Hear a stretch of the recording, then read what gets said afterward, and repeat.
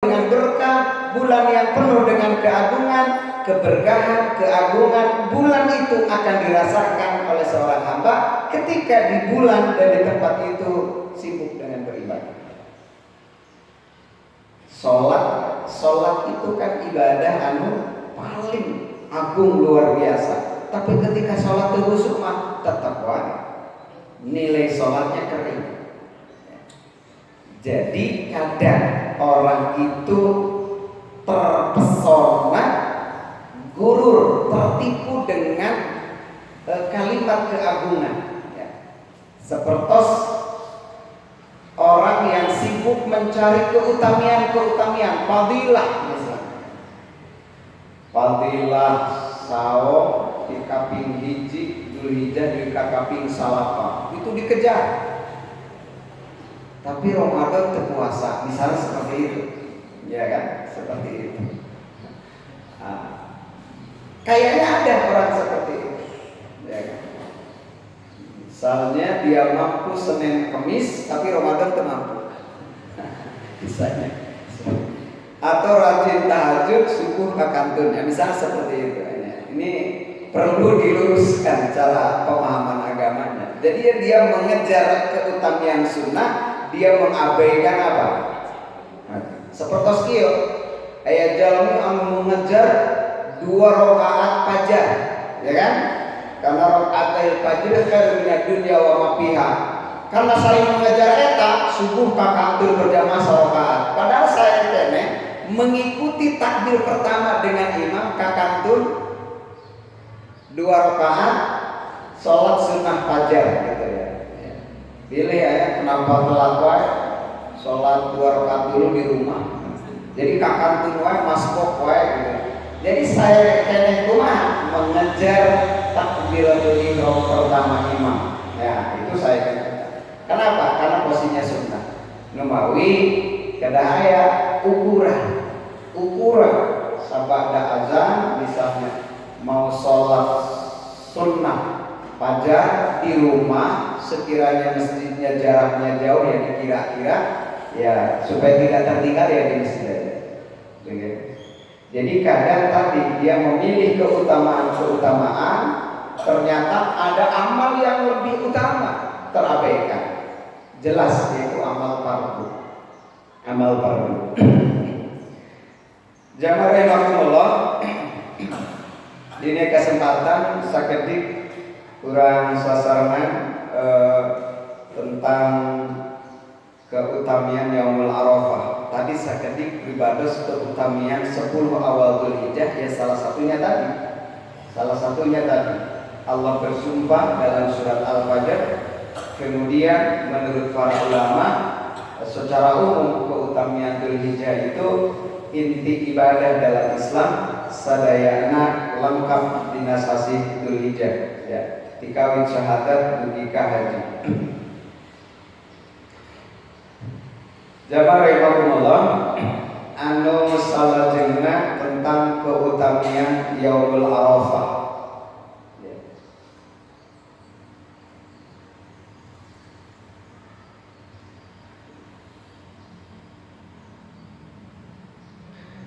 Tangtos poin pertama jamaah rahimakumullah, keutamian Arafah teh nyaeta dianjurkan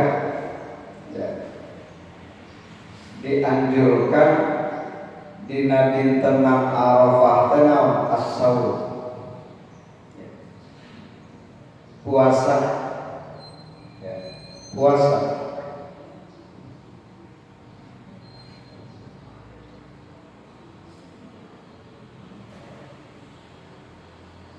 Maksudnya kekhususan dina dintenan Arafah nyaeta saum. Upami aya ti kaping 8 saur para ulama teu ngakhususkeun. Sabab teu aya keterangan kekhususan puasa kaping 8. Disebut di keumuman masyarakat tarwiyah. upami kaping 8 di kaping hiji mah nya di kaping 8 teras di dina aya kaping 8 eta mah teu sawios. Tapi upami ngahususkeun kuasanya kaping 8 sareng 8 misalnya. Ya.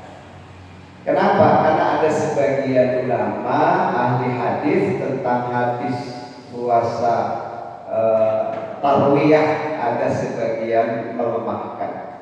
Tapi upami saum Arafah, itu kesahihannya ya marimakumullah insyaallah ya. Seueur hadisnya ya marimakumullah.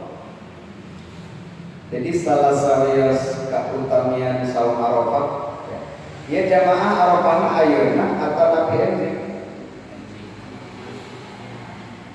Upami versi hilal negara urang mah enjing Arafah sabab menentukan kaping hiji nanti Sabtu ya Sabtu.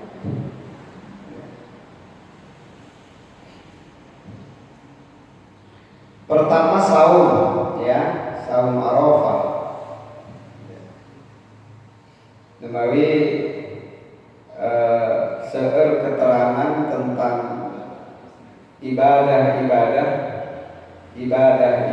terutama saum di hari Arafah. Salah sawios hadis Nabi anu diriwayatkeun ku Abu Qatadah anna Rasulullah sallallahu alaihi wasallam Rasulullah su'ila an saumi yaumi Arafah. Rasul ditaros tentang puasa di hari Arafah. Lajeng Rasul nawalar faqala yukaffarus sanatal madiyah wal baqiyah.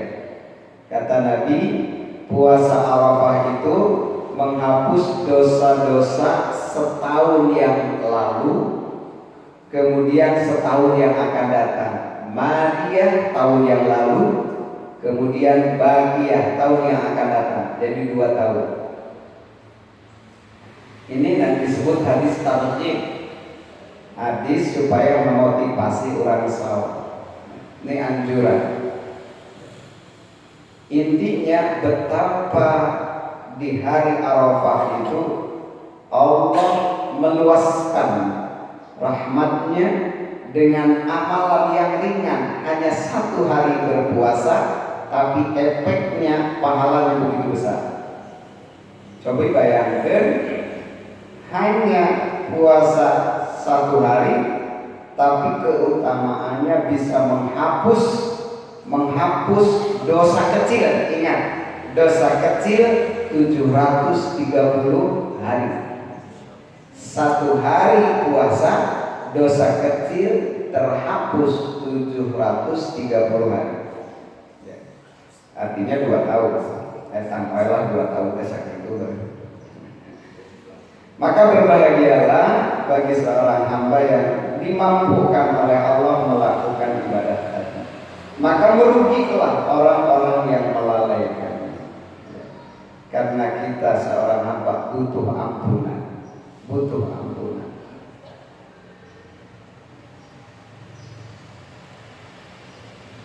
Ada pertanyaan, kenapa hadis tentang puasa Arafah menghapus dosa-dosa 2 tahun, sedangkan puasa Asyura tanggal 10 Muharram hanya menghapus dosa-dosa 1 tahun? Nah, ketika ada seorang santri bertanya kepada Ibnu Qayyim al-Jauziyah, maka Ibnu Qayyim menjawab, pertama, karena Arafah jatuh pada bulan Haram. Arafah itu jatuh pada bulan Haram. Tadi beribadah semaskin di surat At-Taubah ayat 30 genap ya. Inna iddatasyuhur indalwisna asyara. Sesungguhnya hitungan jumlah bulan dalam Islam atau di sisi Allah itu ada 12 bulan. Minha, di antara 12 bulan itu ada arba'atun hurum, ayat 4 sasi anu dimuliakan, yaitu Dzulqa'dah, Dzulhijjah ya. Nah, kemudian Muharram, Rajab. Nah, 4 sasi ya, sasi haram. Ya, termasuk tadi kategorinya bahwa Dzulhijjah itu sasi haram. Ya. Jadi sebelum bulan Dzulhijjah itu ada bulan haram, yaitu bulan Dzulqa'dah. Ya, bulan Dzulqa'dah. Kemudian setelah Dzulqa'dah juga ada bulan haram, yaitu bulan Muharram. Jadi kata Ibnu Qayyim, kenapa Dzulhijjah itu mulia? Karena terhimpit dengan 2 kemuliaan bulan. Pertama Dzulqa'dah, setelahnya Muharram. Kan orang yang mau diapit kedua jalma mulia jadi kacanak mulia. Misalnya orang cek dunia ya, orang diuk di antara Jokowi jeung Ma'ruf Amin. Ya itu kan presiden jeung wakil presiden, orang di tengah. Nah itu kira-kira secara kacamata dunia ya. Apalagi ini Dzulhijjah itu di di tengah antara Dzulqa'dah Syahrul Haram dan Muharram Syahrul Haram. Ini pendapat Ibnu Qayyim Al-Jauziyah. Ya. Kemudian kedua, kemuliaan Yaum Arafah yang ada di bulan Dzulhijjah itu karena puasa Arafah itu termasuk kekhususan umat Islam. Berbeda dengan 10 Muharram.